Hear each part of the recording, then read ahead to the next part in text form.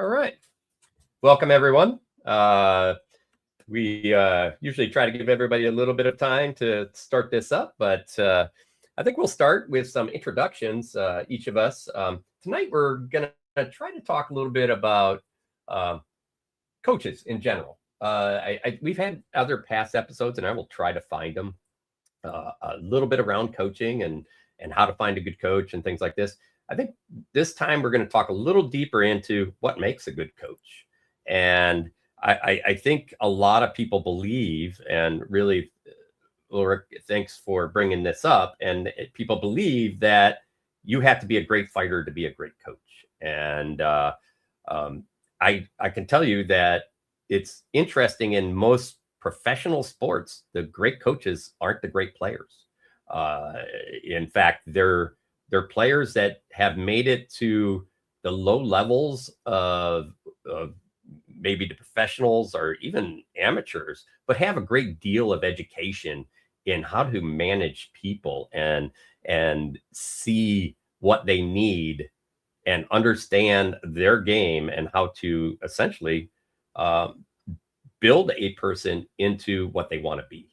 And I think that's really what we want to touch a base on a little bit tonight. And I wanted to touch base a little bit on just understanding growth and helping other coaches understand that around how to essentially help people grow in maybe a little different way, or at least a different understanding than we have and currently still do in the SCA.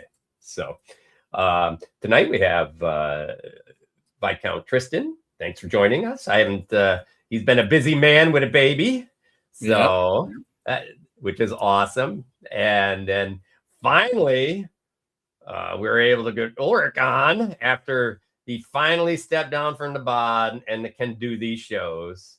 So I pressed him. He pinged me. He's like, "Hey, you guys should have a show." And I'm like, "Absolutely, we should. I'll put you on the list."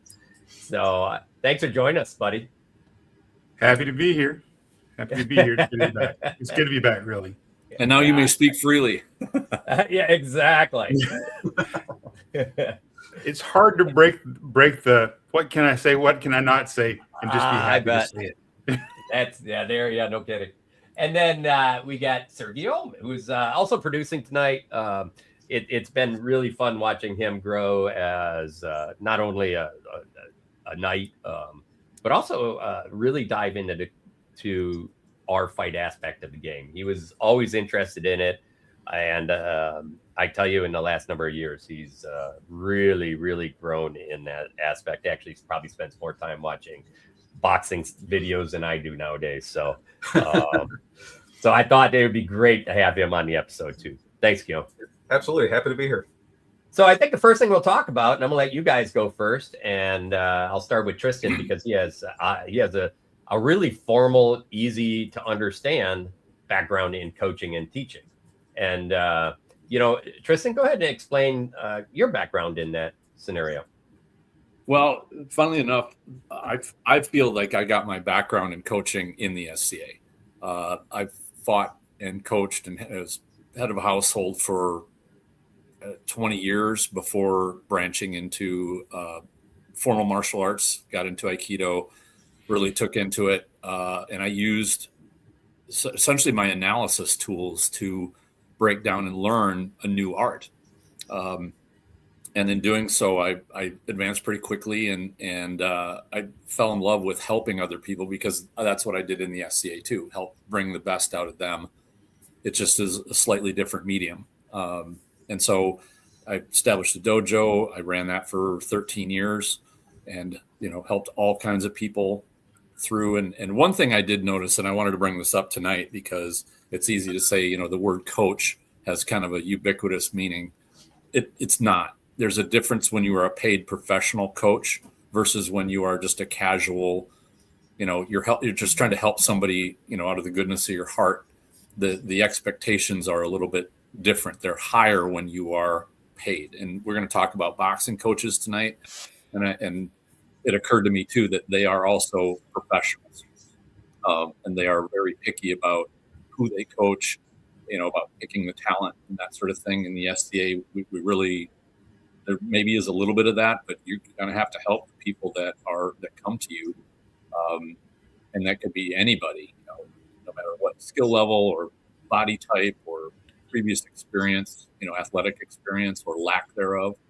So it's challenging, but it's probably my favorite part of fighting is helping other people. Yeah. Bronos, you're on mute. All right, your shot. So my first actual experience with coaching, weirdly, and I didn't really think about this until we started talking about, our experience as coaches, was in the late 80s when I was stationed in Germany. I joined a German American football team, and the Germans knew nothing. And by football, I mean American football.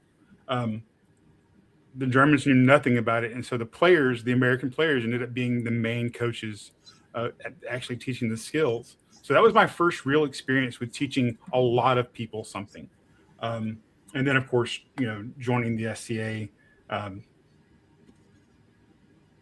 could go into practices, becoming a knight, becoming a count, and learning to teach my squires and the people at practice, and learning what I can't teach them.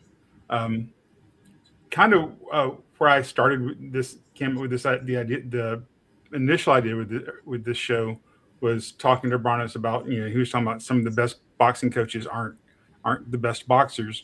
In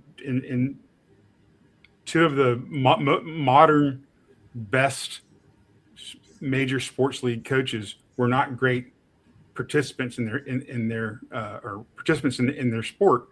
Nick Saban was a good pro football player, but he was never a great defensive back. Jurgen Klopp, who just stepped down at Liverpool a couple of years ago, I think just took over the German national soccer team, was a decent soccer player or football player. Was decent, but he was never great. He wasn't great until he became a coach.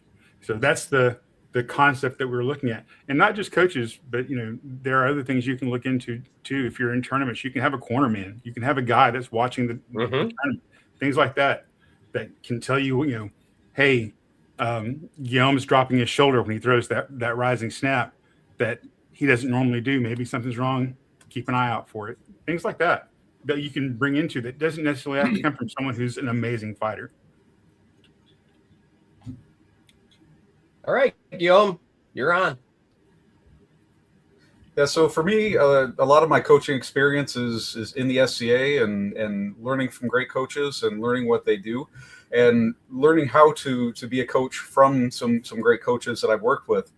And so trying to pass that along. And much like what Tristan said, you make a transition between finding joy in your application of your art in what you're doing to finding joy in seeing the people that you're training and what they achieve. And that for me is one of the most rewarding things as a coach, is seeing the success of the people that I'm coaching. Professionally, I work in IT, and I've moved from being a developer into what is a soft leadership position. I'm not management, but I have management-like responsibilities. And a lot of that ends up being a matter of assessing what the developers that I work with are good at, who's the best fit for which assignments, helping them develop their skills, choosing what they should continue to work on. And so I apply a lot of the same techniques that I'm doing in SCA with training my squire and training other fighters to the people that I work with at work. And so there's, I think, a lot of crossover that you'll see in a variety of different disciplines. That coaching and mentoring is a talent that you can develop and can be applied in many different disciplines. And so while this is primarily a channel that we focus on coaching within SCA and typically focused on fighting, and I think it can apply to a lot of other things, to a lot of other areas within the SCA and elsewhere.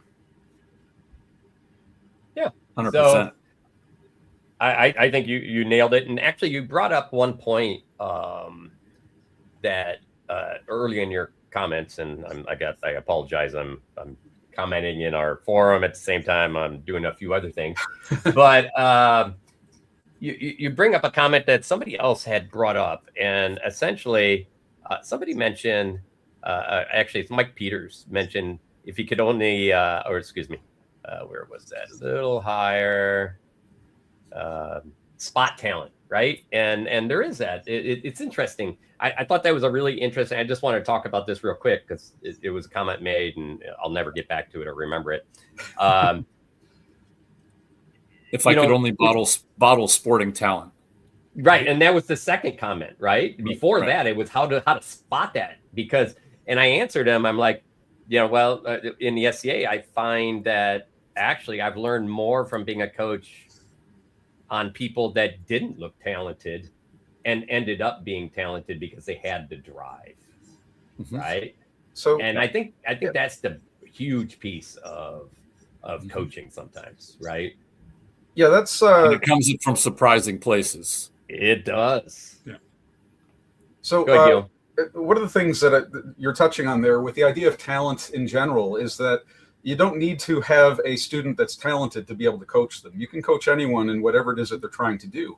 And the idea of the approach that I'm looking at with coaching is that I want to help my student be the best that they can be at whatever it is they're trying to do. It doesn't mean that they're going to be the best fighter in the known world. It doesn't mean they're going to win any tournament, but I want to be able to get the most out of them that they can so they can enjoy their discipline that they're studying and learning as to their best. And so, well, talent is great. And we were talking in the pre-show about the great boxing coaches are typically considered great because of the success of their fighters. But that doesn't necessarily mean that they're the best coaches that have ever coached boxing.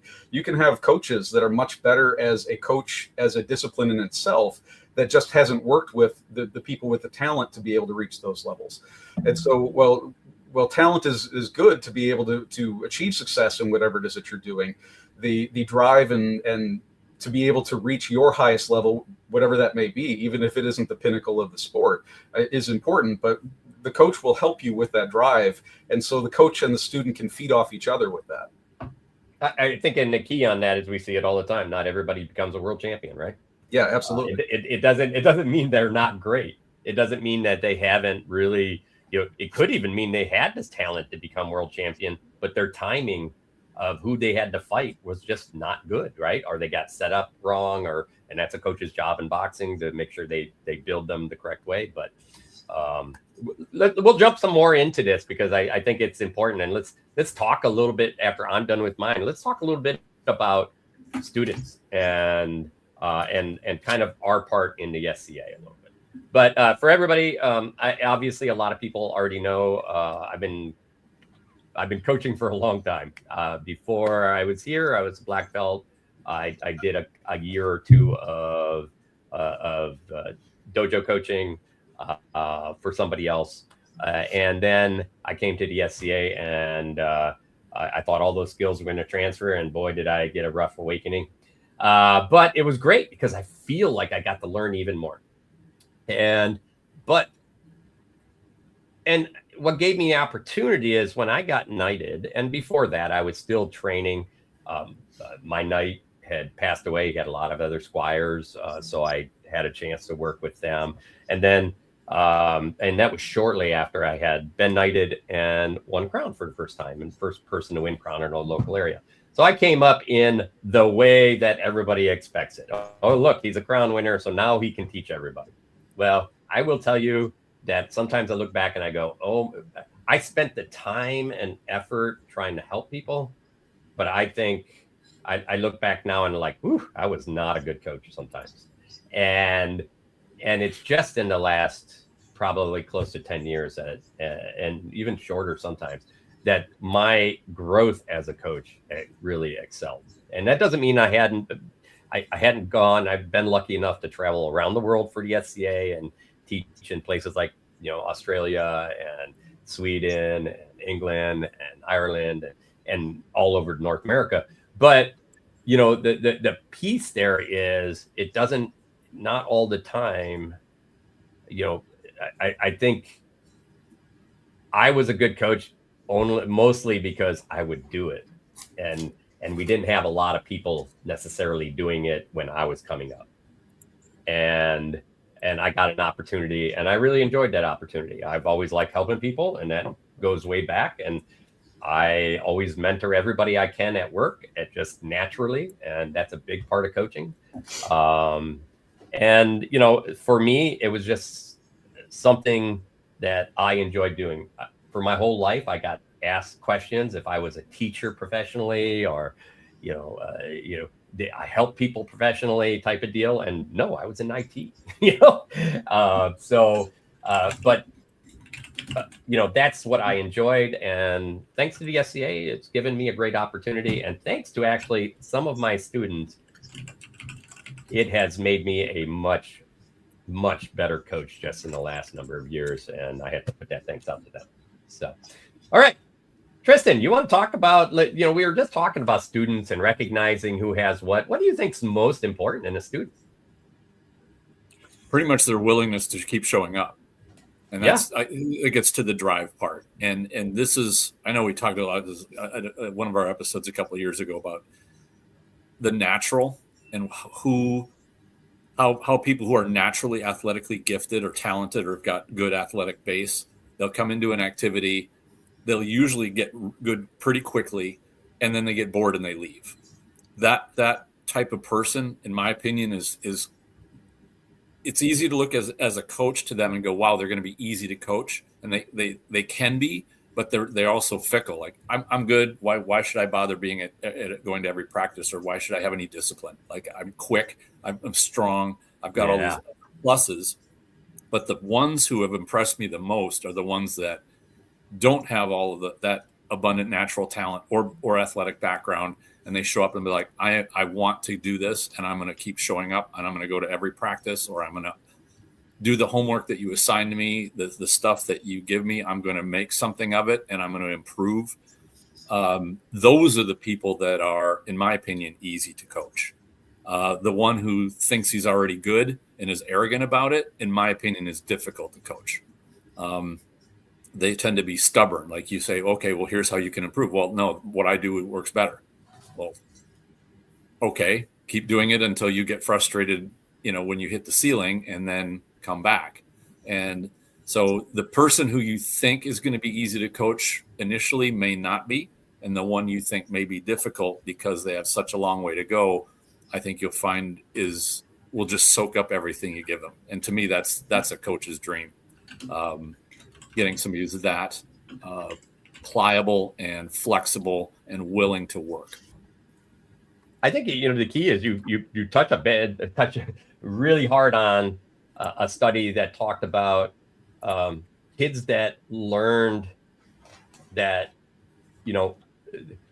some kids are naturally gifted and they believe they're gifted, and when they fail, they're like, well, I'm just not good at it, and they don't try hard. And there's tons of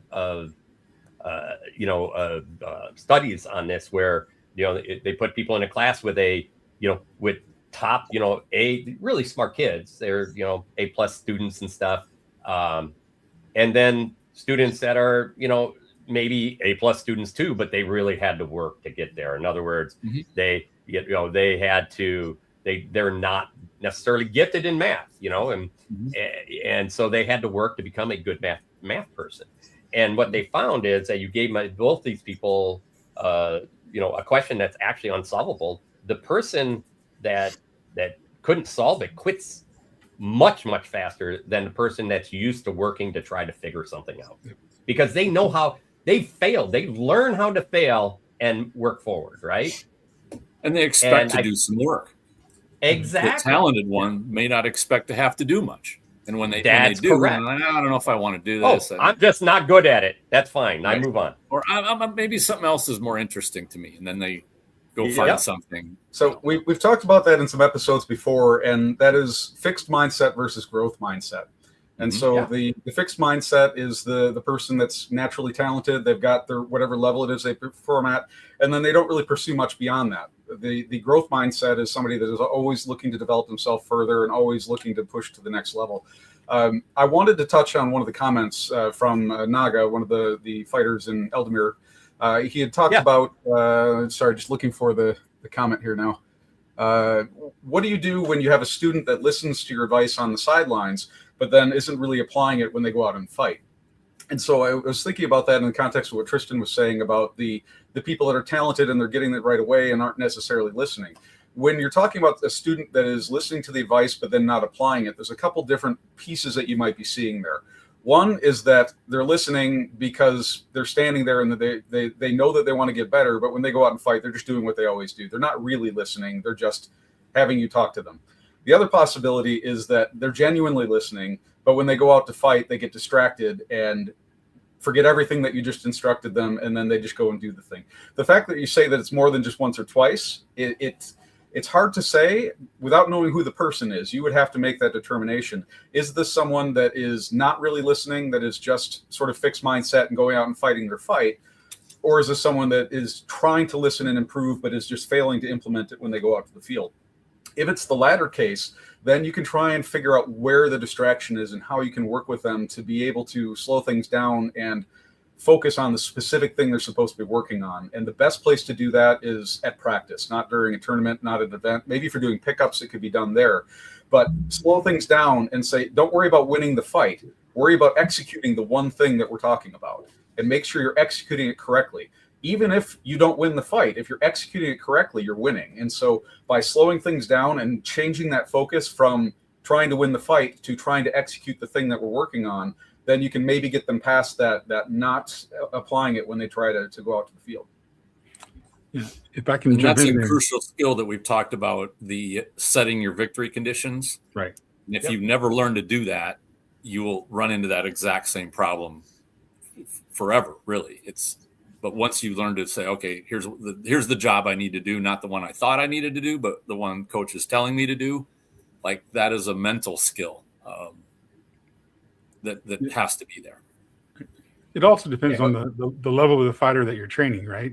At some point in their trip up, they've only learned a certain level of certain things. See the gap, shoot for the gap. You can tell them all day long that this guy's dropping his shoulder, and they can ask you for advice. You can give them the advice, but when you get into that pressure situation and something happens that is not what they expect, they will almost always fall back on the thing they always know. So like you said, Sir Guillaume, get them out of the tournament, get them out, off the sidelines, and go into that discussion of how to do the things that you're talking about. Also find out, talk to them, find out why they aren't doing the thing. Ask them, hey, what happened there? You asked me for this advice. I gave you exactly what to do, and you went out there and you did the thing you always did. So if they can give you an answer, sometimes the answer is like, I got spooked, and I threw the offside I always threw, and he cracked me in the head. But if you can understand what's going on, that's one thing. The second part is, get them out of the pressure situation, put them in a like you said, a slow work sort of walkthrough of a situation so they can see it happen and not have to try and react at full speed. And that helps a lot. Help my squires a lot. Helped me a lot. Yeah, and I think the key is, and I've been burning through a book lately, and one piece they talk about is, and I've actually seen, there's a Thai boxer coach that does this, but sometimes we tell people to do stuff and we never allow them enough time to execute it or essentially do it right.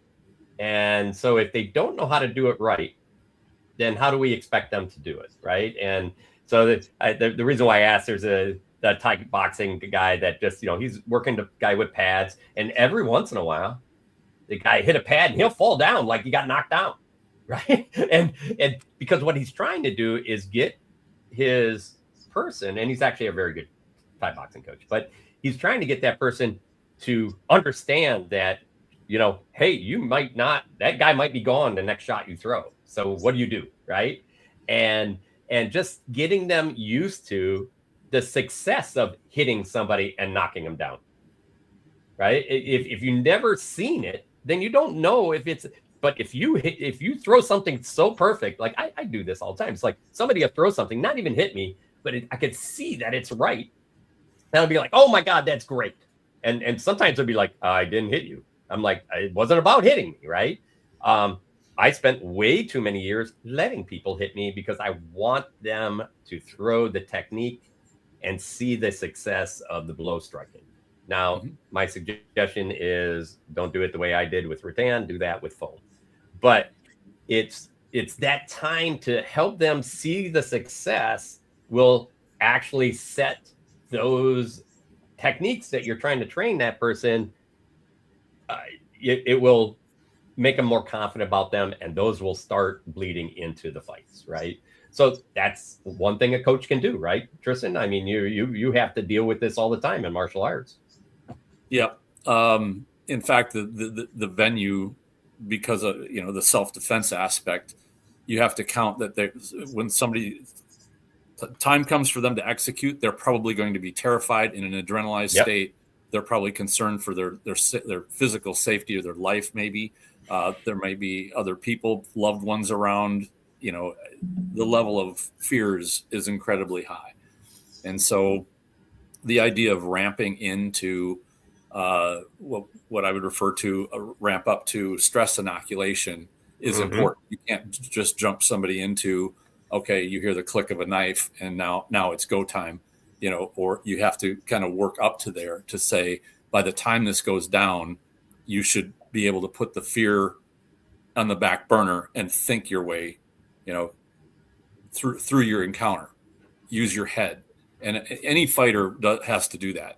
I don't know of any sport coach or any coach at all says, yeah, you should be in a frightened state, adrenalized state, and just unleash and just go. Like, no. They'll say you got to put that aside because you will make stupid decisions out of fear. Yep. You'll act out of instinct, and the instinct will often get you in deep trouble. That principle is the same either way. And that's actually a principle I wanted to talk about, and that is learning through stress. And we talked a little bit pre-show as an example of learning through stress. We practice fire drills for a reason. Because when there is a real fire, there is real stress. If Panic. You do not, even if you had something sitting on your wall, that's a map. That is not what's happening in a stress environment. That is just a map of like, hey, here's where I should go. Now you have to think about, all right, what did that map on the wall say while the fire is burning in the building? So what they proved in some studies there is it takes significantly longer for somebody to get out of a fire if they do not have never practiced it, right? Correct. And then you have panic scenarios like you see people on steps getting run over and crushed and all of these other things happening, where after practice, people start really letting go of that stress, and then they think more logically. They know what they have to do because they practice it over and over again, and now you're organized. You're not freaking out as much, and you can make good decisions. Where in stress we don't tend to do that. And here's my biggest issue is I think we train mostly via stress in the SCA because we're always fighting. And not that that's not a tool, but it's not the greatest tool for success. One of the ways that I found that helpful to look at it, and I describe this to my intermediate and more advanced students, is to say, imagine that stress like being a weight, like a physical, like a giant barbell. If somebody wanted to say, I want to be able to carry 400 pounds across the mat, you don't put 400 pounds on their shoulder and say, go. You start out with like 50 pounds, and then you get to 80 pounds, and you get to 100 pounds. And like as they go and they can handle that weight better and more solid and their body's building, then you add more weight to it, but you have to do it gradually. It's an analogy that helps that click with both coaches and students. Students like, I literally had a woman come in and to my dojo with her 18-year-old daughter and said, yeah, my daughter's going off to college in 2 months, and I want you to teach her how to handle, attackers in case somebody grabs her, multiple attackers with knives. She basically wanted me to turn her into like Bruce Lee in 6 weeks. I'm sorry, it doesn't work like that. But that can often be the expectation for people. Like, who hasn't done this when they get into some endeavor or be an SCA fighter? Like, I want to be good and I want to be good quick. So how do I get there? Fast. What's the fast way to go? And again, that's more into the managing your expectation. But as a coach, you need to help your student manage their expectation and only put on them kind of what they can handle. And this is why even, puppies, bear cubs, wolf cubs, when they're wrestling with adults, the adults don't go hard on them. They play just enough to give them the motions and the moves to teach them what fighting is, because that's what they're doing. But they don't go so hard that they demoralize them, because they easily could. And I remember reading a study about mice, that even mice will learn to wrestle. And they said that what they observed was if the young mouse lost more than about, what was it? I want to say it was, they had to win about 60% of the time or something. But if they kept getting dominated, they just quit and they wouldn't even play. They would just stop entirely. And I've seen the same thing happen with SCA fighters. Come in, they're brand new, and they go to just an open practice, and everybody, is in the I have to win practice, and I have to show I'm a hot shot, or I'm just going to do my best. And they get beaten on, and they're like, I don't know why. Nobody's showing me anything. I can't figure this out, and this is not fun. And they leave, and that's it. That's kind of one of the first coaching rules that I learned by watching the failure. We have to do better by bringing people in and teaching them. Start with that low weight, give them the sample of that success. And I love the way you described that, Bronis, because, standing there and showing off your defense for an hour with somebody new and making them feel like they have no hope whatsoever it doesn't do any good for them, and it doesn't do well for the group or anybody. Yep. So, I guess we've been talking a lot about, we've talked a lot through a number of issues that I just wanted to touch base on, and that is some learning principles and things like that. I guess, Ulrich, have you seen,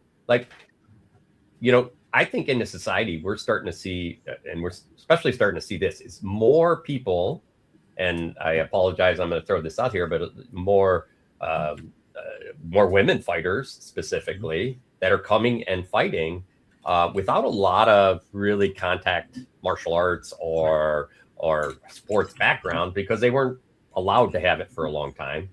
They do have more and more now, including wrestling and things like that. We talk a lot about that in all of the shows, but I think a lot of times we're getting a lot of people that, they didn't even play sports. Even the sports they could have played, they didn't necessarily play. So we're starting from this really ground level. Have you seen much of that? So actually, we have one new, we have several new fighters in our group, but most of them have done something, and have moved over. What I'm not seeing is people who are coming over. What I am seeing is people who are coming over expecting a more structured practice than what we're giving them at the regular level.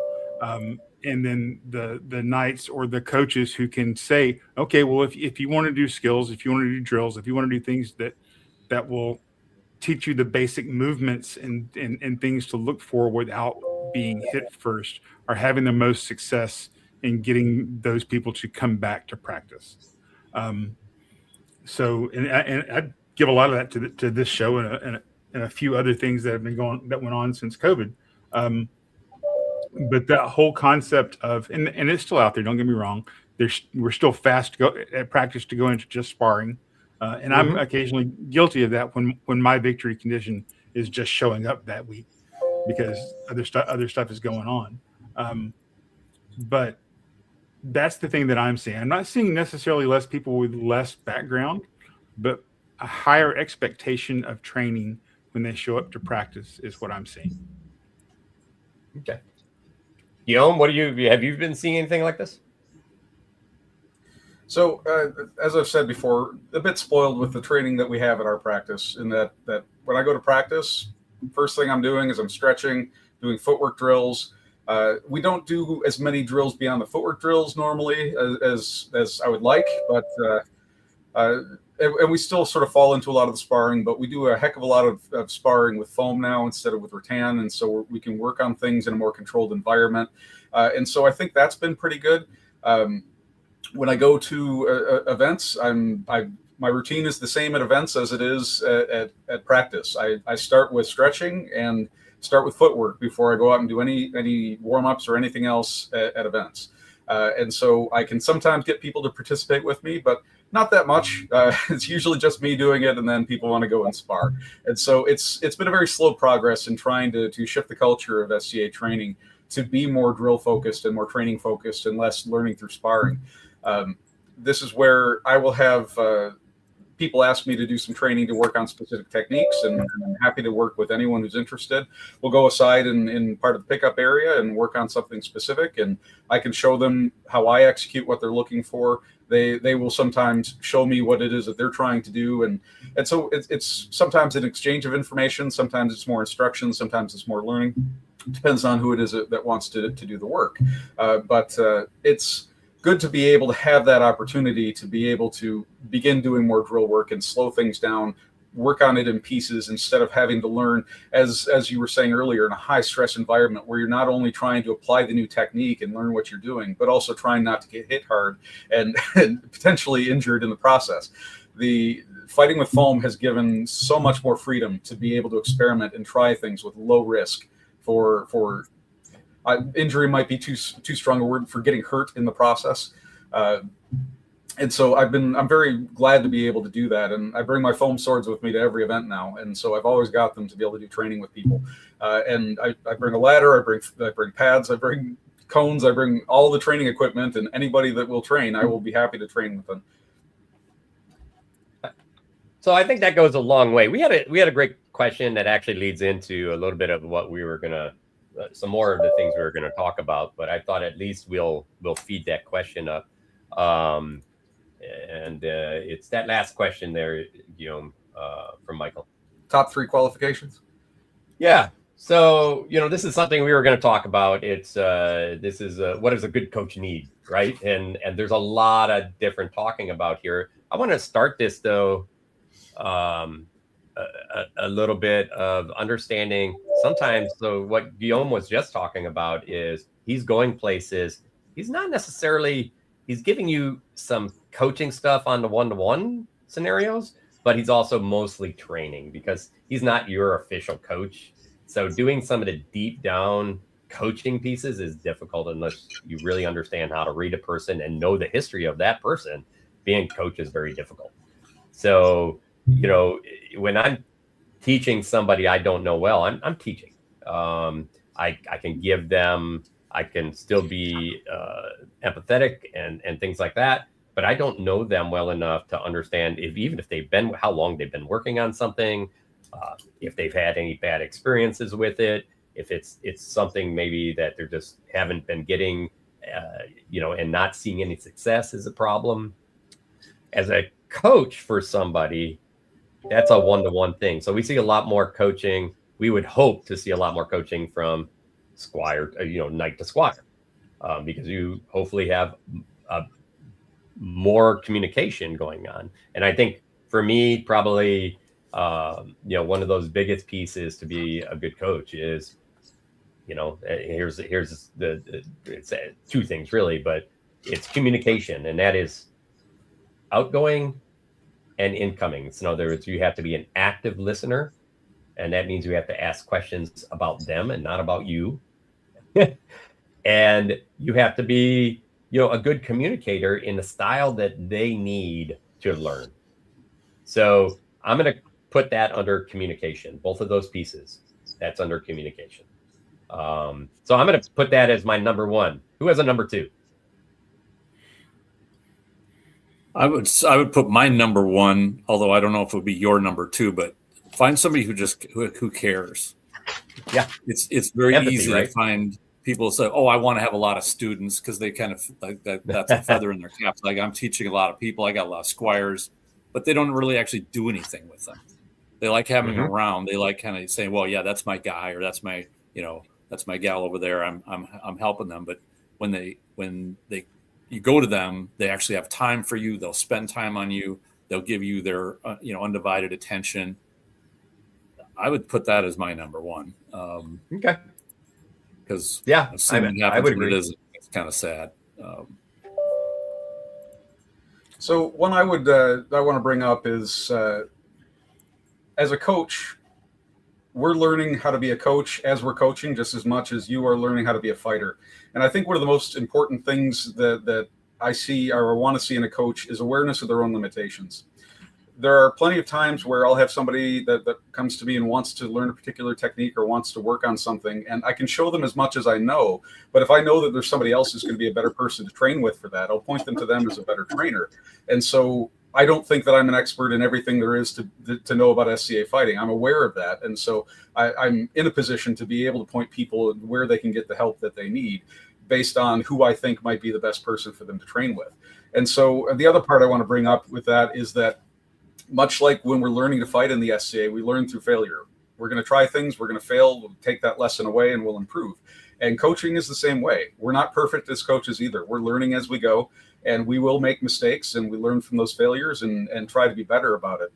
And so I think with Bronis's number one being communication, communication is, coaching aside, everything else aside, any relationship between two or more people, communication is key. But I think if I were to put a word on what I've talked about there with that self-awareness of limitation is humility, and bringing that humility to how they're approaching their coaching, and understand that they're guiding that person that they're coaching, but also be aware that they have opportunities to learn as well.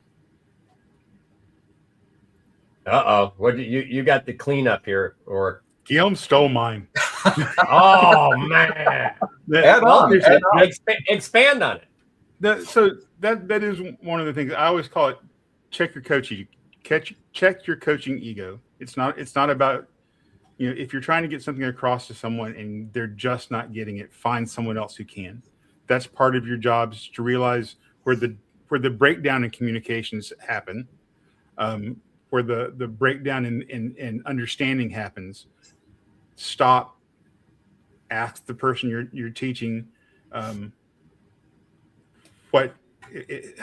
them to help you figure out what you're missing, so you can miss on that empathy, that ability to learn the person if something is just not going right through communication.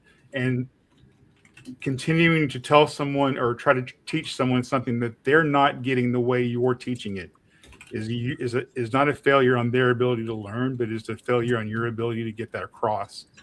In that situation, you find someone else to teach them. You stop and you go, okay, we're not getting this, but maybe Yum can get it to you.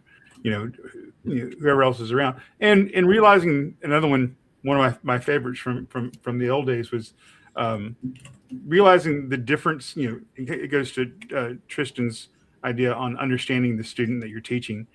Understand the difference between the thing you're wanting to teach them and their ability to do it at that point in time in their fighting career or whatever. As I used to tell Eleanor, I'm not 6'6" and my elbow doesn't bend like that. He's much better now.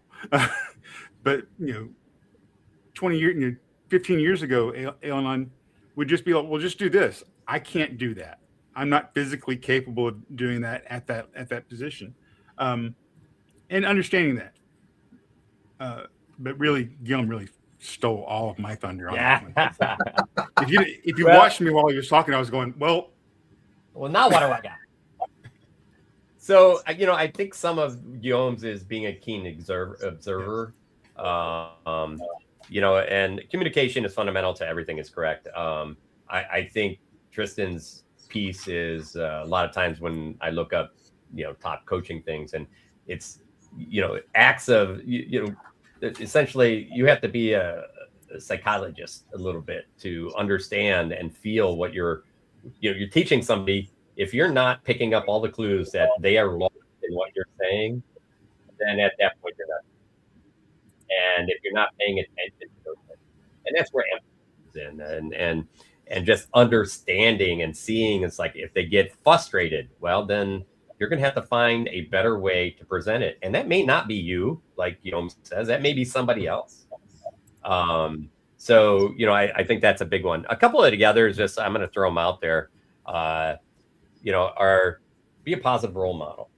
I think if we have gone a pretty long way, although sometimes still needed from time to time, depending on, and you really need to make sure that person understands and is okay with it. And that is, screaming at somebody, is like, you're quitting, and all of this other kind of crap and negativity is not always for people. And in fact, less and less people thrive on that.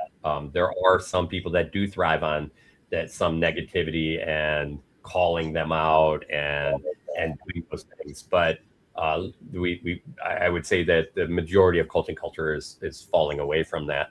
And then, focus on growth, on positivity, right? You can't be overly positive, but you sure can tell a person that you believe they can do it, and then show them how. I spent a lot of time I still do this with a lot of people. I'll see them struggling with something, and then I'll just I'll break it down into really small pieces and show them that, hey, did you do that? And they're like, yep. And then they'll do the next piece. And did you do that? Yep. And then we'll finally throw the blow right. And I said, so did you do that? And they're like, yep. So I guess you can do it.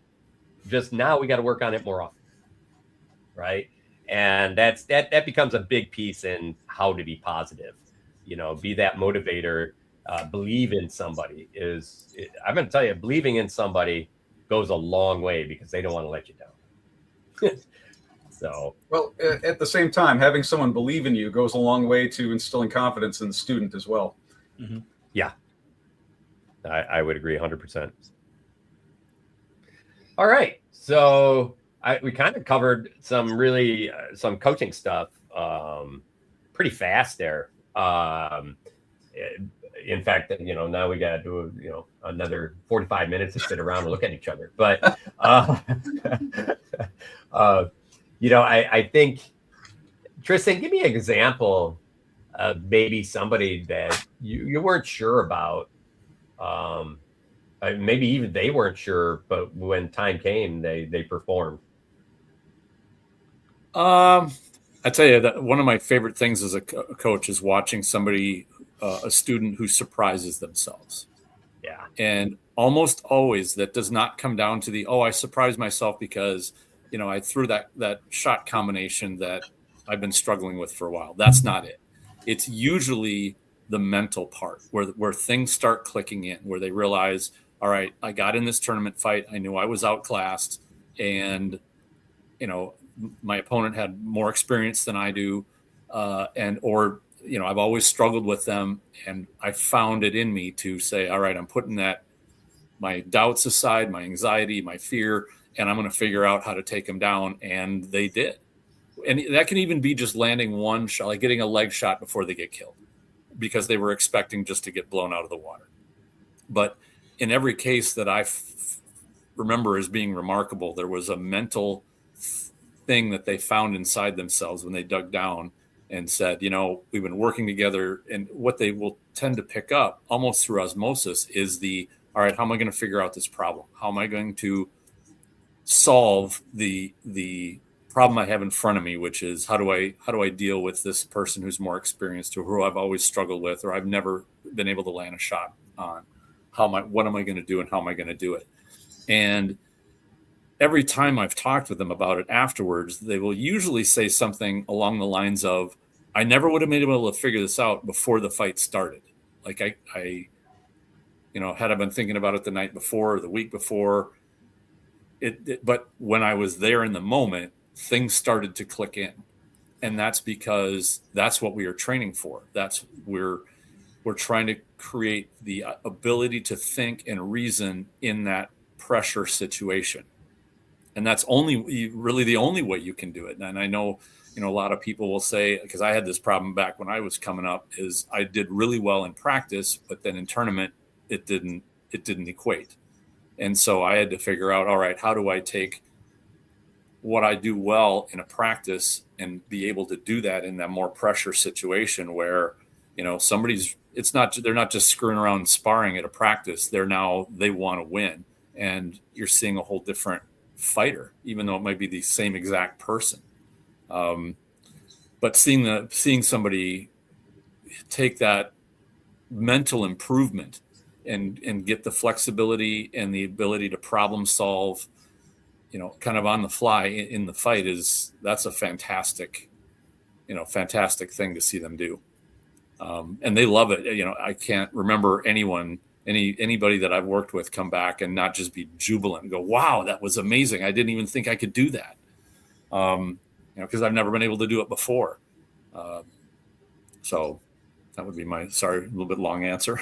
No, I actually I like that, because I know you've done had a couple of conversations about somebody who did get attacked one time and Yep. was able to defend themselves, Yep. because you presented an education to them in a, some people learn faster, some people learn slower, but you presented it obviously to them in a way that they could take it in, learn it, and then execute it when needed. Yep. And I think that's a huge thing. I still remember, I think I know the one story you're talking about. It was a 60-year-old woman who was my student for just a few months. And she called me up. I hadn't seen her in a year and a half. And she said, somebody grabbed me by the throat with both hands and was trying to choke me out. And she said, I did what you showed me. And I think it was the last class she was in before she stopped coming. And she's like, I got him off me right away. Like I could have been, choked to death, but I got out of it. And I remember asking her, I was like, well, that's great. How do you remember what you did? She's like, I don't even know. No. And I was like, I wasn't training your forebrain. I was training your body to respond the way that it should. And it remembered, but she was elated, and but that kind of reflected to me of what happens even, in a fight. I remember people ask me, and I know most top level fighters will do this. You'll say, I'm sure, Bronis, I could ask you about a fight you had with Osis 20 years ago. And you could say, I could tell you every shot that happened in that fight. And a lot of fighters were like, I can't even remember the fight I had 10 minutes ago, but as your consciousness, I don't know how to sound not all weird about it, but as you expand your ability to perceive and your mind relaxes, you can start remembering those things. You can break them down as it happens. You remember them. Most of the knights and the better fighters will remember. They'll have like a mental database log. They'll say, I remember fighting this unbelt at this point, and here's where he was challenging, and I'm not going to let him use this on me again. And they'll have this like a library in the back of their head for most all of their opponents, even ones they just watch. But to have the mental clarity takes removing that pressure and being able to build the comfort, so that when you are in a stressful situation, everything else is like natural, like tying your shoes or something.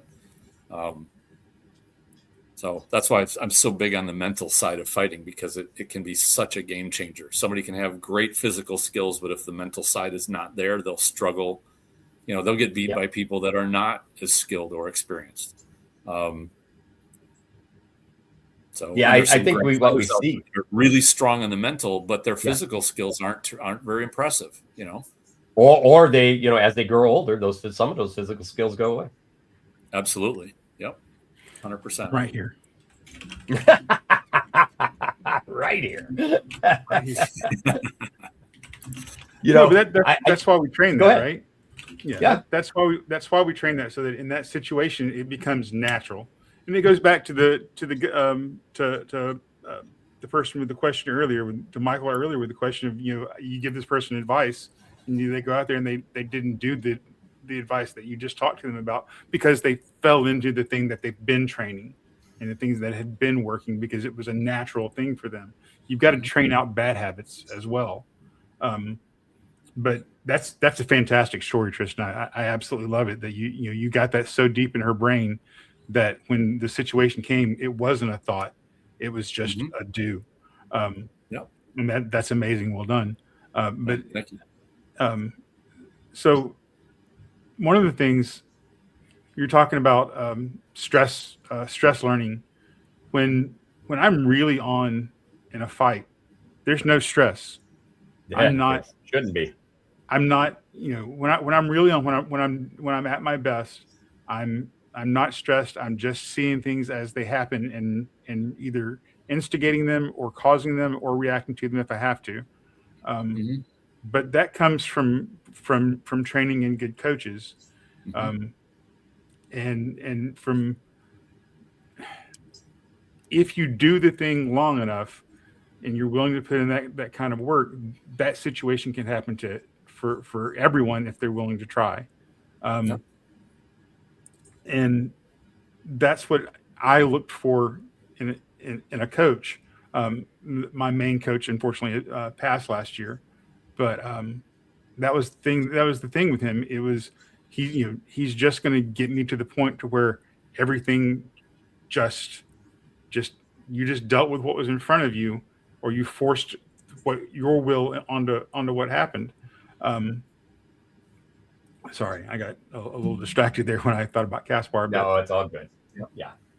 But and that was that was you 20 some years ago, Branos, going you've got talent, but you're just aggressive.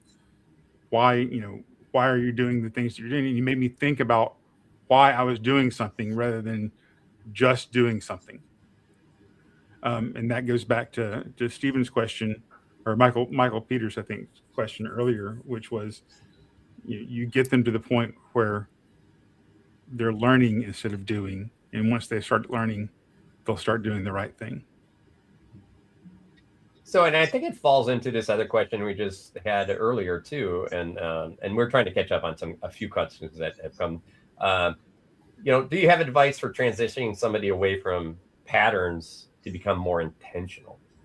And I think that kind of falls into that a bit, because in many ways, what happens is we want to rely on the things that worked for us. And sometimes those things, we talk about that first round in a boxing match. And by the third round, you may be changing your game plan because your game plan isn't working. But that's being intentional.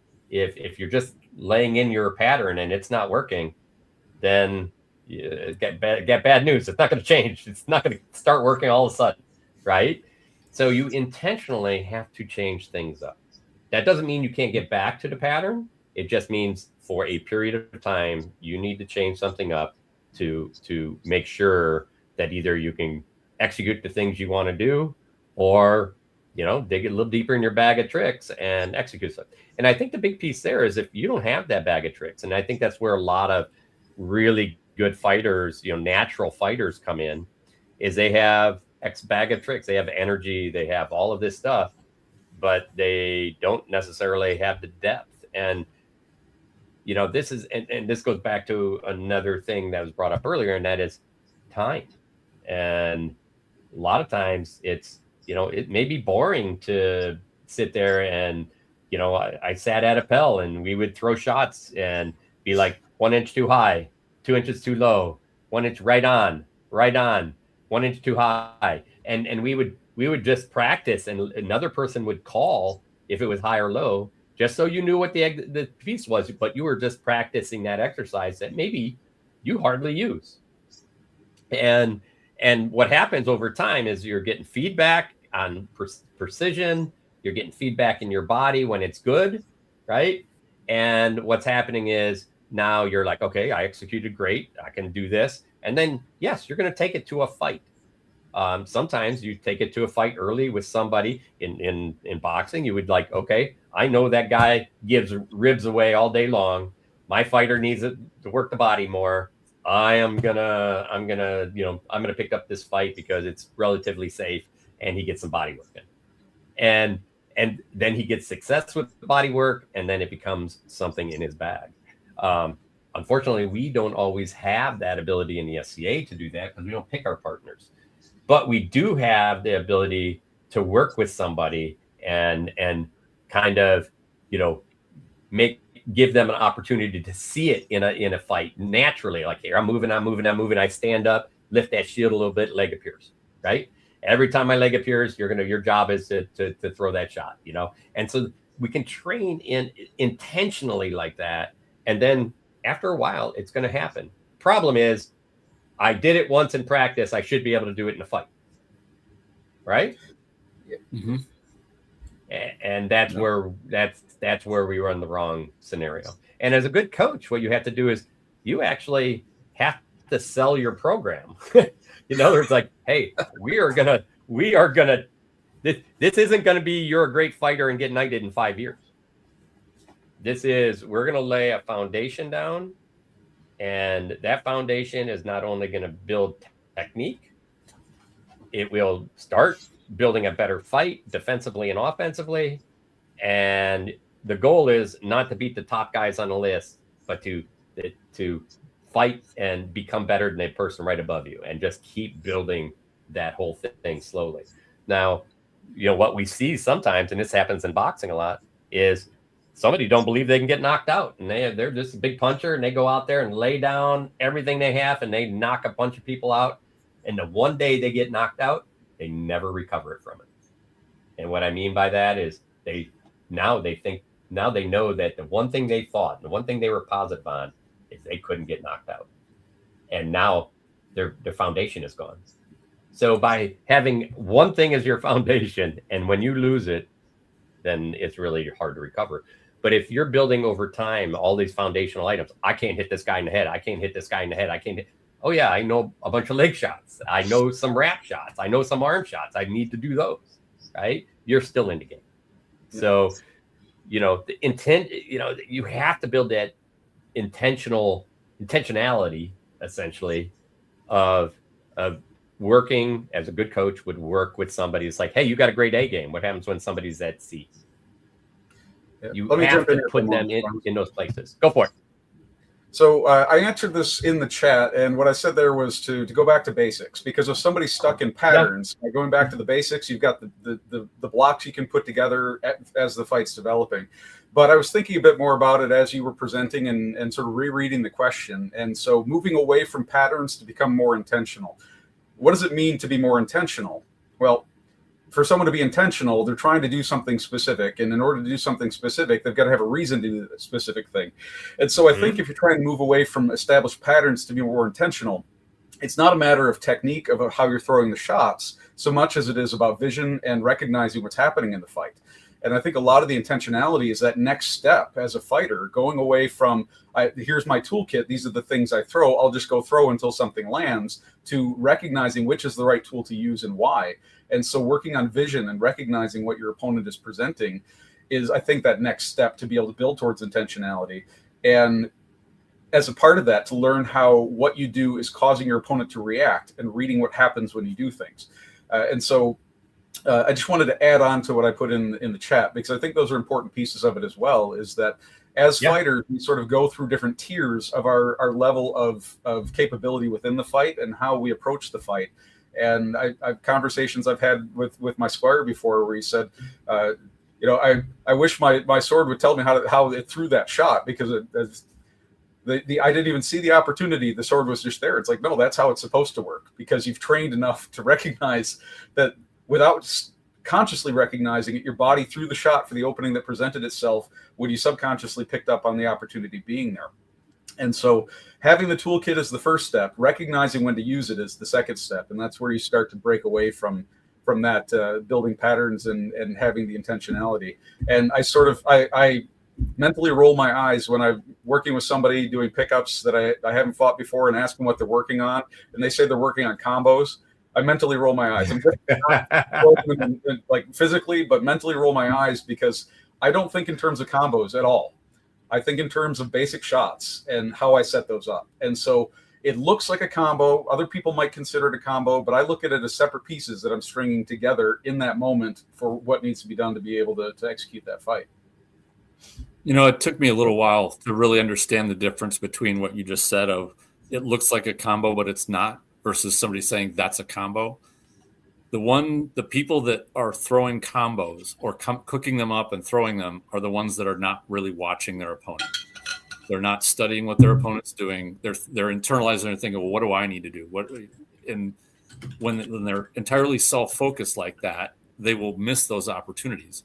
as they start to relax and start to watch their opponent more, then they start seeing the openings, and you get exactly what you described, which is, oh, the sword just flew there. I was just watching, and it's like, that's the key. And this is one of those things where I saw within the Aikido realm a point of failure that I think the SCA has. And give me just a minute to explain this. But oftentimes, because within Aikido, we have what they call randori, which is dealing with multiple attackers, and it looks very terrifying. And there are a lot of schools that will even say, we're not even going to do that until you get to brown belt or black belt level. But what you do, where you paint yourself into a corner, is you spend probably a couple of years scaring your students so much that by the time they get to actually doing it, they're terrified, because that's been reinforced in their mind. So when I started doing it, I started teaching from white belt, like in the first 4 or 5 classes. All right, we're going to learn the fundamentals of dealing with multiple people. Then it wasn't scary. And so looking back on how to deal with that same thing is, you don't have to have somebody entirely give up thinking about where is their shield, where are their feet placed, what is their stance. Those are self-focused things. When they're beginning, they do have to start that, but you can very easily plant the seed early. Watch what your opponent's doing. Look at what opportunities are presented there. Even before the fight starts, look at, where's the wear spots on their shield, where's the wear spots on their helmet, the marks where the tape is hit on the helmet, to show you, well, what do they tend to get hit by? All these things are things that you're not worried about yourself. You're looking at what your opponent's doing, and this I would go right to Sun Tzu. You say, if you know your opponent and know yourself, in 100 battles, you'll never be in peril. And that, to me, is that split of mind yourself, but also mind your opponent. Watch what they are doing. Because most of the advanced fighters I know, they don't have to think about themselves at all. They know how they move. They know everything about their defense, their offense. All they're doing is watching and listening to their opponent. And they do so very intently, and they pick up every opportunity. They may not exploit everyone, but they exploit a very high percentage of them, because they see all of them. And that, to me, is that I think those are seeds you can plant in a student very early, just to get your head in the game of what you're watching for. Watch for these things. And I think that goes a long way to tearing down the combo mentality, Yeah. So we had a couple more questions, and then this, we're getting into it. We got about 20 minutes or so left, and I still want to talk about a couple of the top coaches in boxing and a little bit of their background, because I always love just kind of getting some discussion about it. But we had a couple of great questions I don't want to pass up, and who would like to cover this one? Does anyone have advice for someone who wants to become a coach, other than watch this channel? Right? I mean, that's the reason why we put it together in many ways, right? How to train better, understand better, even if it's just for yourself. But in the beginning, I really wanted people to be better coaches. So for me, the first thing I think about is how did I learn to be a coach? And that's the advice that I would give to people, is to be around other coaches and learn how they coach and pick up what they're doing and the type of things. And I mean, you were laughing as you were saying it, but this is exactly it, is coming here, watching what we talk about, how we're presenting things. It doesn't mean we're always right, but it's at least giving you feedback on how other people are coaching, and you can emulate the things that make sense to you and think about your own spin on things, how you might do things differently. But it's a great starting point to look at other coaches and the coaches you respect and how they coach, and try to emulate what they do. No, I think that's great. I mean, well done, well said. I've learned in every episode. I love listening to everyone. It's really interesting. It falls into that, be open to listen, and take in, because everybody has something. Even a brand new coach who's just trying. I've been through a lot of their classes, especially Penzic, or Gulf Wars, where we've had classes. We try to bring in newer people, and sometimes this is the first time they've taught this size of groups, and I could see them struggling, and I remember those days. But then they'll present something in a way I'm like, that's it right there. It's something I miss really looking at or talking about. and it's important. And even from a brand new coach, there's stuff you can pull away from, kind of pull from it. So that's I think a great point. Or do you have anything on that one? The one thing that always comes to my mind is don't assume you know everything. Check your ego and be willing to ask someone who knows more than you. Go to that coach that you idolize, or that you took a lot of stuff from, and be like, hey, I'm not getting this across. How can I get this across to people? Just don't be rigid in your thinking. Yeah. Don't think you know everything. Be willing to ask for help. That goes a long way in almost everything. I agree. Tristan, I'm throwing this one at you. Oh, go ahead. Yeah. Well, here's my tip. If you want to be a lion, keep company with lions.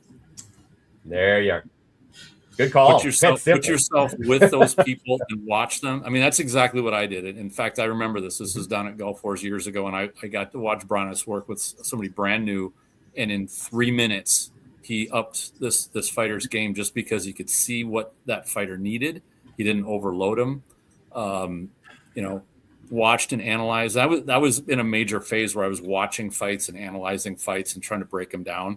And what I realized was now I was watching a coach. I wasn't watching for a fighter in their technical ability. I was watching for their teaching ability. And that was like a light bulb moment in terms of coaching for me of, okay, now I want to study how coaching works. I want to see, and I want to be able to analyze and break down and communicate well enough that I could help somebody that effectively and that quickly.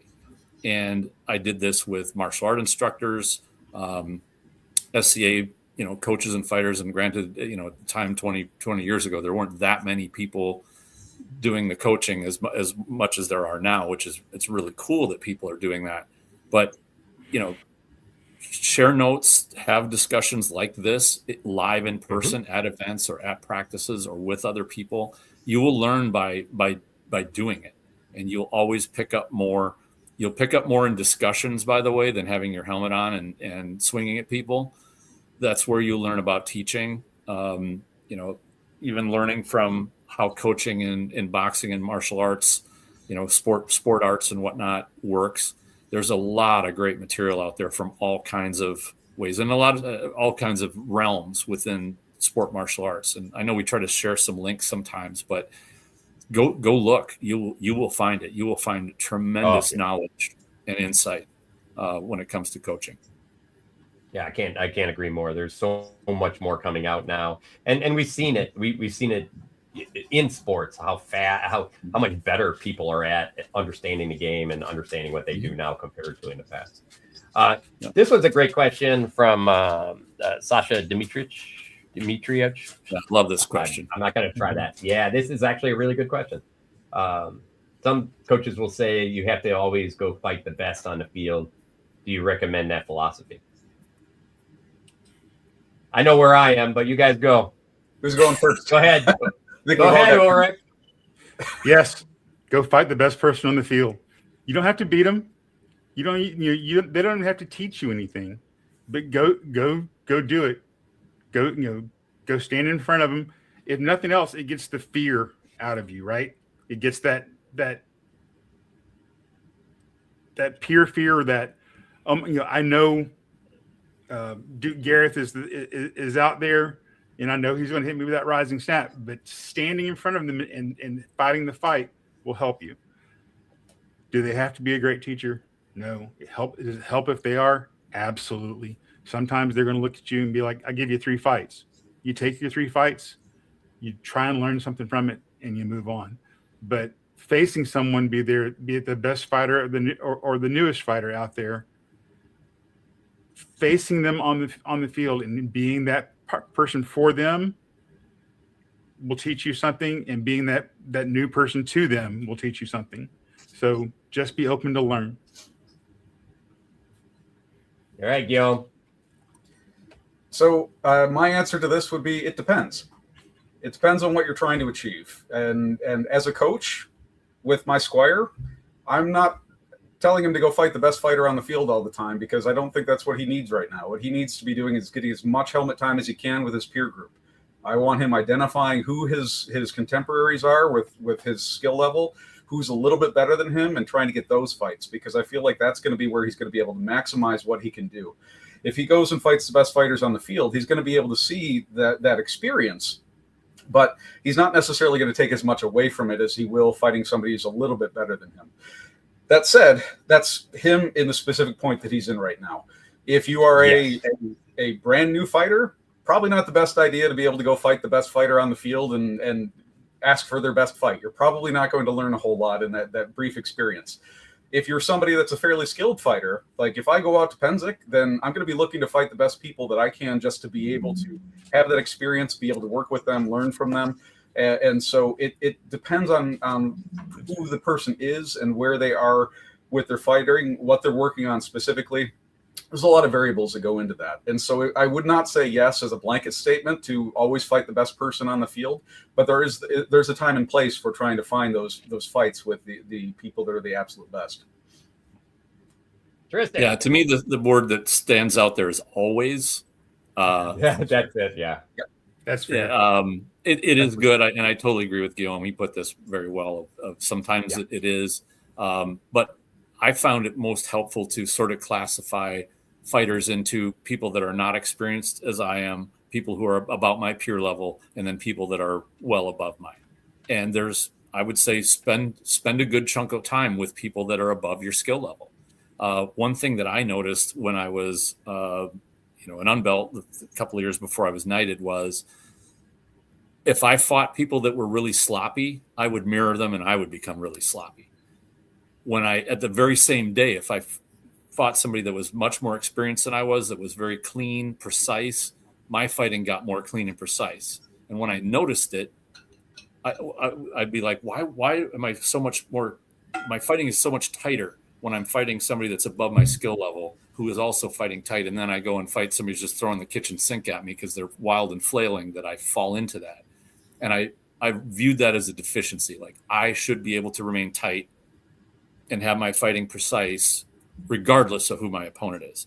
So I had to go back and up and down the scale, work on my tight precision with more skilled fighters. And then I had to go find people that were really sloppy that would challenge me to make sure that I stayed clean and tight and I didn't fall into fighting the way they did. So I used the latter kind of to solve a deficiency that I had. But I will say that I got the most thrill and fun out of fighting people that were above my skill level, and even remarkably above my skill level. So don't pass that up, and certainly don't think, well, I'll just fight my peer group or fight people that are newer because winning is fun and I want to have fun. I guarantee you will have a lot more fun when you go and fight people that are well above your skill level. And you won't come away thinking, well, I lost 80% of those or anything like that. You're going to go, I just got a whole bunch of great stuff that I can take back and work on, and I can steal this stuff from them. And I'm going to. Like, to me, that's pretty close to sublime. So that's my view on it. So, yeah, I think all of us are in the same agreement. There are times to go fight those people, to go to fight the top end people.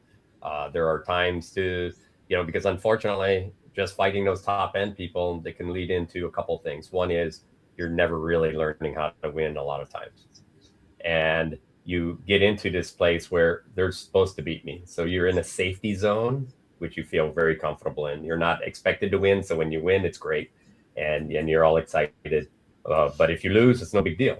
Well, it's not realistic into a tournament fight or something to that effect.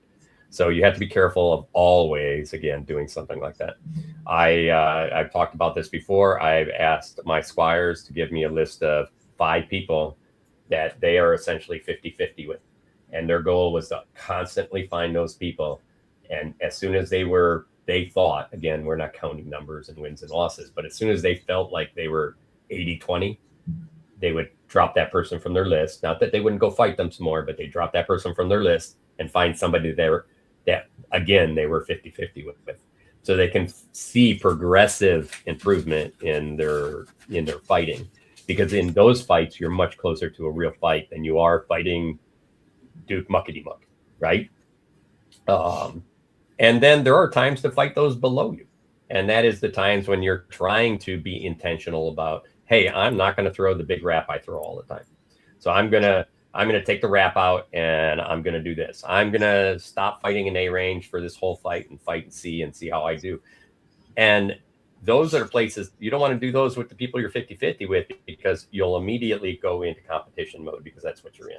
But when you fight them lower, then you're like, I'm working on something and it's okay. And I'm going to work on this thing. I'm not going to give it up because I have to win. Yeah, I'm going to work on this thing against this person. I know how I normally do against this person. I can go back to what I do against this person later, but I'm working intentionally on something. So I think I think that's the answer for, unfortunately, for your question. It's yes, no, and fight the worst people on the field too sometimes. By the way, fighting the worst person on the field allows them to have maybe the best person that they get to fight that day. So. I think we had a episode about that one time where we were talking about different levels of sparring, where if you're sparring with the people about the same level of you, that's competition. The people below you is when you're practicing techniques, and when you're fighting the people above you is when you're learning new things. So yeah, it's very well put together, Bronze. So one thing that you can take, one thing you can look at, if you can find a practice where everyone is better than you, or at the top end of your level or better, and you can go to that practice. You may feel for months that you suck, that it's horrible, that you're really bad at this. But when you come out of that practice and you go somewhere else, you'll find out that you're not that bad. They're really just that good. But again, like said, find that level when it's that time, right? For you. Yep. I just want to, I'm just going to, somebody, it's actually Alicia, Mrs. Alicia said this, and I love some of the pieces. This is a really good one. And I think this is the one piece, if you want to be a coach and you're trying to do those things, again, you don't have to have anybody to coach to learn how to coach. You can be here and get good ideas. You can go to other coaches and say, hey, can I watch? And have you ever thought about this? But the key is, be honest,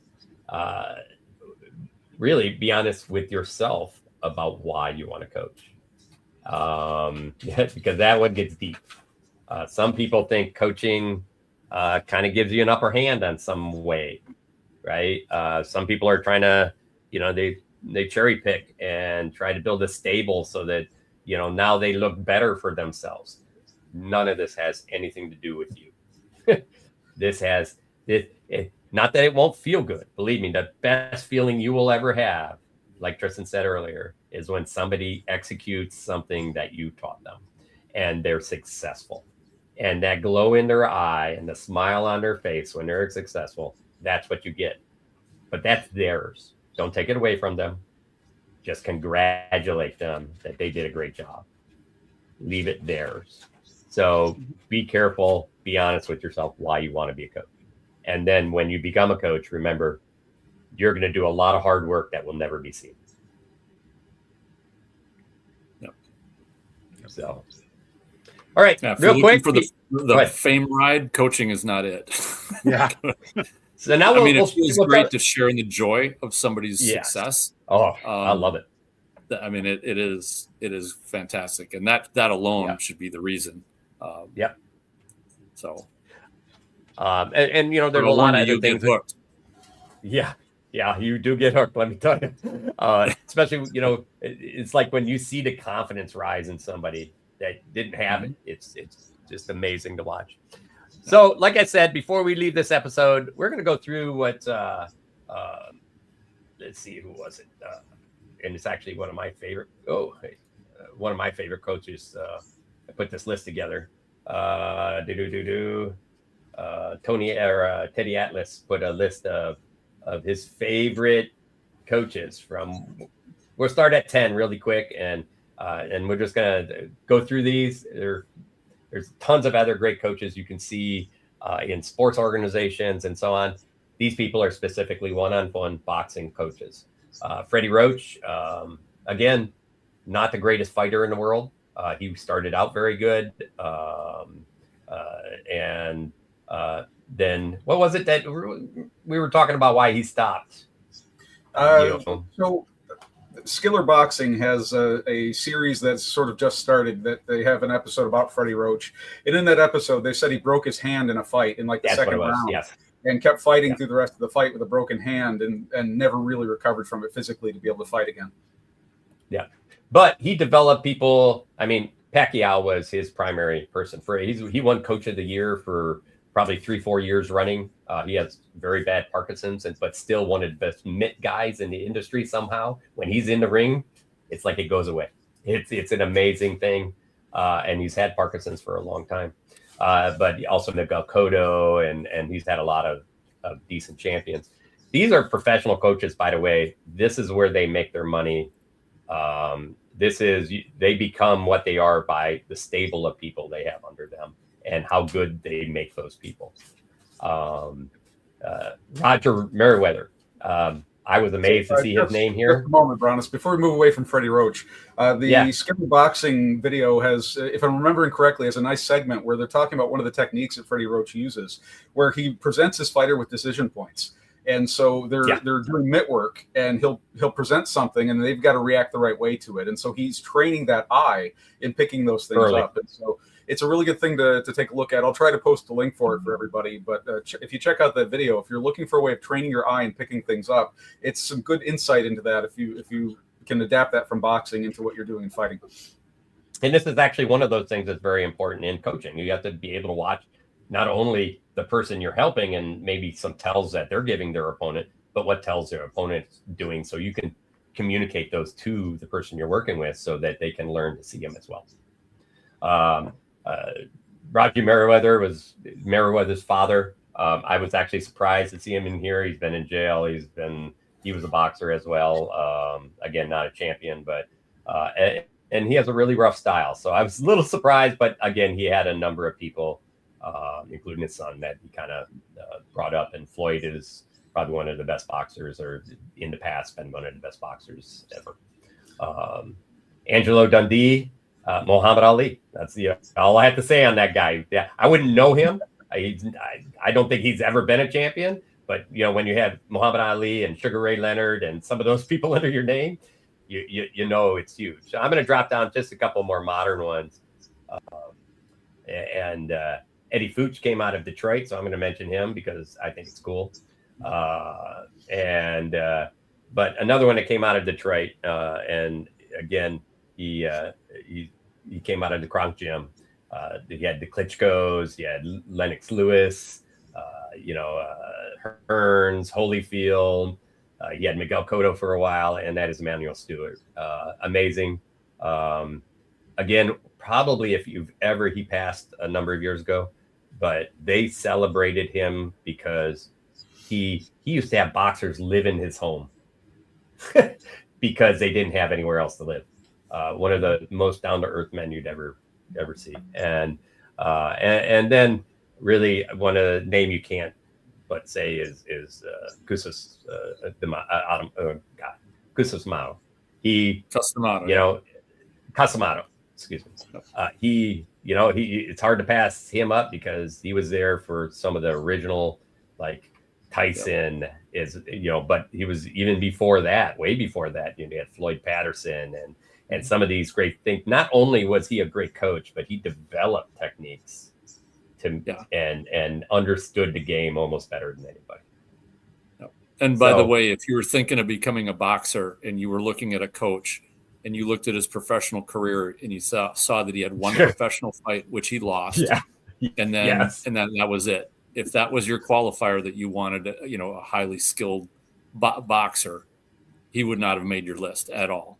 But you think just about every boxer and boxing coach out there will admit that what he did in creating his own style was unequaled. It was really unrivaled. And there are some really great interviews on YouTube with him where he talks about developing character, and he talks about the mental stuff. Like with Tyson, he basically treated him like a son. He would come over for Thanksgiving, and he would, all of the things he did were very much on the mental side, but he also admitted like what the raw young man Tyson was like, and why he was perfectly fit for the style that D'Amato was creating, or that he had created. He tuned it even farther with tuned Tyson. it even farther.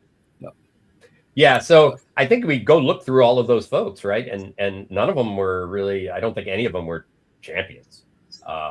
And it's just amazing to see. It's more about what they see, how they interact, and what they see in people, and how to work with those people that matter to everything. And unless you have that chance, and unless you want to give that effort, teaching is easier. You don't have to build that. But when you get into coaching, it's much, much deeper. So I will also comment and say that I've met a lot of top tier fighters that are not good coaches or teachers. No, they have, in fact, extreme difficulty in explaining how it is they do what they do. And I suffer from that. I suffer sometimes from that, from diving in too deep, because I get excited about real things I understand at my level now. And then I'll talk about them and people will be like, right over their head. It's way too deep already. And then I have to tone it back because, but sometimes as a brand new person, I tell people, go train under that person, go train under that unbelt over there, because he understands what he's doing. He understands how to say it. And it's at a level that you'll understand it far better than the detail I may give you, and that's what they need. They need maybe a bigger, broad stroke of painting. And then we'll talk about how to make it more detailed later. So just be aware, there's a lot of times I point a lot of people at other coaches. So. Yeah. By the way, my Aikido instructor was much like that. He was really good at taking people from like beginner to about brown belt.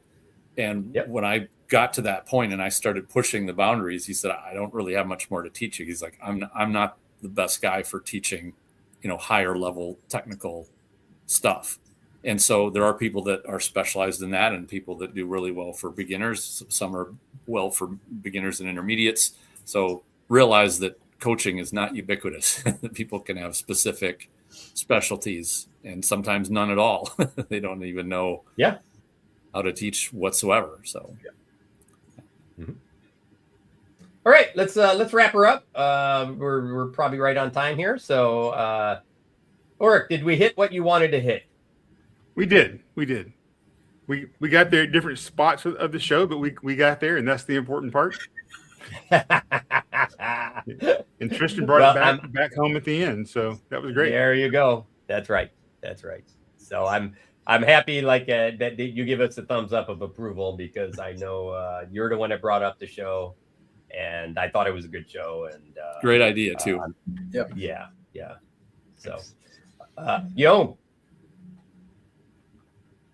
do you have anything before the rest of the show? What's that? Do you have anything to wrap it up with? So we covered a lot of ground. I think a lot of what I was looking for from this episode is sort of presenting some of the ideas behind how coaches are presenting what they do, and for people to understand that, so they can sort of come into it if it's something that they think that they can succeed at, if they've got something to offer. Don't be afraid to try, and like I said, learn from the people around you, learn from the coaches that you respect, and you and I, and frankly, all of us here probably look at things like boxing as some of those coaches and how they coach and what they do, because it's a fighting sport. But if you are somebody you like football, you like baseball, whatever it is, look at how those leaders in those places are doing things and see what you can adapt to what you're trying to coach.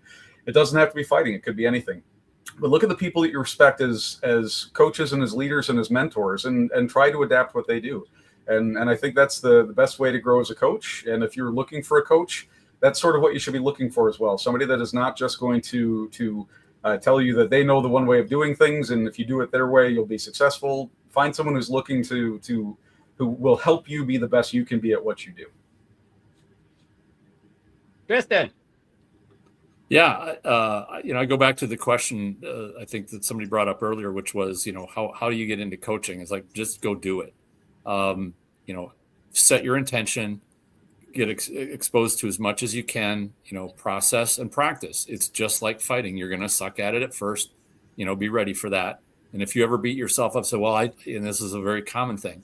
Oh, I don't know enough to teach anything, and I told even my 6-month students, like, if you know one thing to do in here, help somebody else do it. Teach them who don't even know that yet. Teach the one thing that even if it's just one thing. And you'll get better. And the other thing is, be ready to accept that you're going to teach somebody something that is utter garbage, because you will. We all do, and it just, you got to move past it and realize that we are, like Guillaume said earlier in the episode, we're all learning. We will all make mistakes, and even coaching. But don't try to be Mr. High Guru and not admit that you made a mistake. Just say, yep, I screwed this up. Let's do it right and change up. And that's how you improve. So it's time well spent. You're going to like it. You'll make many great friends and build great relationships. I couldn't recommend it more, but I can see why some people would not care for it. But the stuff that it gives you is, I think, without peer. It's fantastic. All right. So this goes back to how you become a coach, and that is, it only takes one person. In fact, you start becoming a coach by learning from others, and we covered that.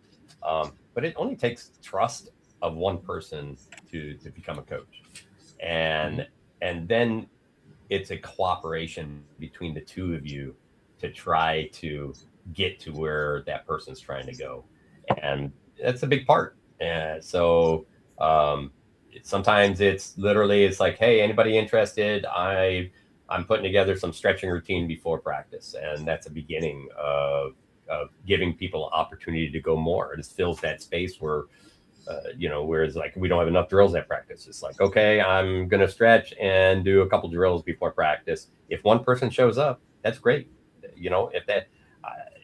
If that's the beginning, you're beginning to learn, and then you learn to interact, you learn to read people better, all of those things, and then you just make it a cooperation. Again, not about you, right? If nobody shows up, that's what it is. Just do it anyway, so that you get better at it yourself. Yep. All right. Just so folks know, we are doing Penzic, the Penzic Symposium again. We'll start on Tuesday like normal and go through Friday. We have a number of great coaches lined up once again. I'm still filling in the list a bit, but we have some folks from out west and Calentier. And the good part is I got a number of fencing classes / heavy classes, because they're going to talk a little bit about coaching and things like that fit across all borders. There's a spear class that's not only for fencing, but for heavy as well. That Boomy is going to be teaching. So we got a lot of really good stuff coming on. I really enjoy. We have Duchess Antigone has been really trying to reach out to Rapier folks and involve them to really grow this as well. And so I'm really looking forward to that. And then next week, we are going to start our little bit of series of essentially our pre-Penzic stuff. And that will be, first thing we're going to go is the battle scenarios again. So we have Elise Crispin, Duchess Nessa Crispin, Sir Crispin, who is a mid-realm heavy general, or overall general, excuse me. And he's working with his East counterpart, and hopefully we'll have them. And they're going to present all the battles so that everybody knows before we go, get a little bit of background on those battles and what's going to be going on. So we usually do that every year, and we're looking forward to that. And then probably the week after, we'll be reviewing the symposium classes that will be taught, and we'll just cover what's going to be taught and the classes, and that way everybody has a feel for what maybe they want to come out. And if they're at Penzic the first week, come out and hang out at. Good part is most of them are out of armor. There's a lot of in armor in between classes, or that people are doing pickups if you want some one-on-one. We're usually out there helping with that as well. But the classes, we covered this. I have seen a lot. Last year, we had a lot of nights in those classes, including the coaches that were coaching later on in the sessions were in other people's classes, because it's just really enjoyable to listen to people know about specific stuff that you may not, or even you do, and you're missing pieces of it sometimes, and you don't even realize it. So We hope to see everybody out there. And thanks for coming and joining us. And I hope you all have a great night and a great weekend. Thanks, coaches, for coming out and have a good and night, putting everybody. this together last minute. And have a good night. Thanks, everybody. Thanks.